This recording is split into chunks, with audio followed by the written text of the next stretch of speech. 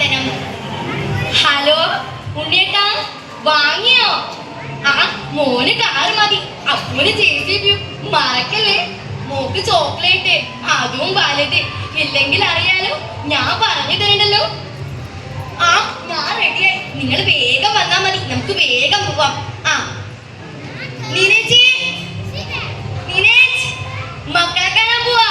ആ ഉണ്ണിയേട്ടൻ വരുന്നുണ്ട്. നീനേച്ചി പോരുന്നോ ഞങ്ങൾ എളുപ്പം? ഓ ആയിക്കോട്ടെ, ഞാൻ നമ്മള് പോയിട്ട് വരാട്ടോ. ഒന്ന് നടക്ക് സീതേ. ഉണ്ണിയേട്ടാ എന്തൊരു തിരക്കായത്, നമ്മളിതാ എത്തിയില്ലേ? അതാ അത് നോക്ക്, ഒരുപാട് പേരുണ്ടല്ലോ.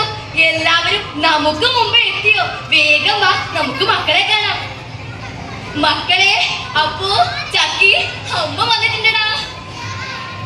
നിറയെ പൂക്കളാണല്ലോ, ആരൊക്കെയോ കൊണ്ടുവന്നിട്ടതാലേ. മോനെ, മോന്റെ കാറ്, മോളെ മോടെ ചോക്ലേറ്റ് വലുതാട്ടോ വാങ്ങിയത്.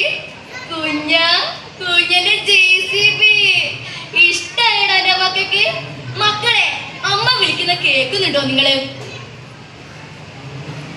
വയനാട് ചുരൽമലയിൽ ഉൾപ്പൊട്ടിയിട്ട് ഇന്നേക്ക് 1 വർഷം തികയുമ്പോൾ ഒരുപാട് വേദനകളെ നമ്മൾ ഇത്രയും നേരം കണ്ടു, ഒരുപാട് വേദനകളെ നമ്മൾ ഇത്രയും നേരം പകർത്തി. ഇവിടെ 3 മക്കളെ നഷ്ടപ്പെട്ട ഒരു അച്ഛന്റെയും അമ്മയുടെയും അടുത്തിറങ്ങി നിൽക്കുന്നത്.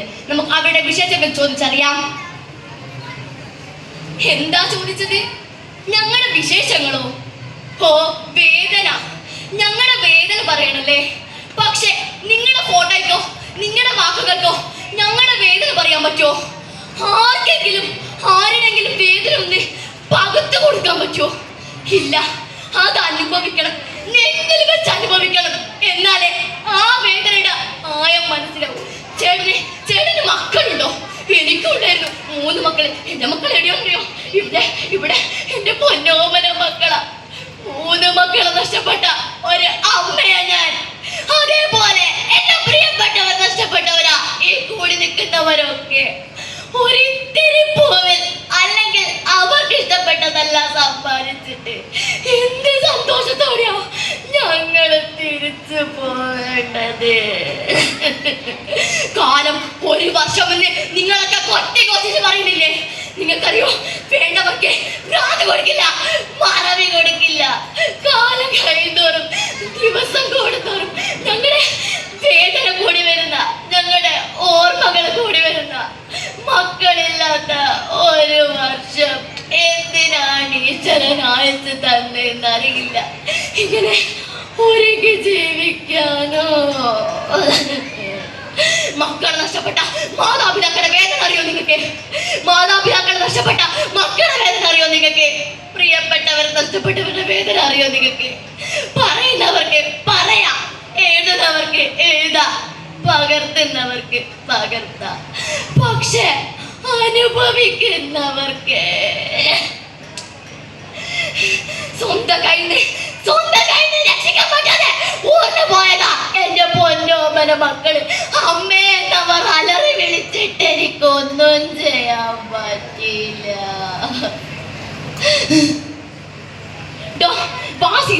വീട്ടിലേക്ക് പോവാം. നേരെ പോയി.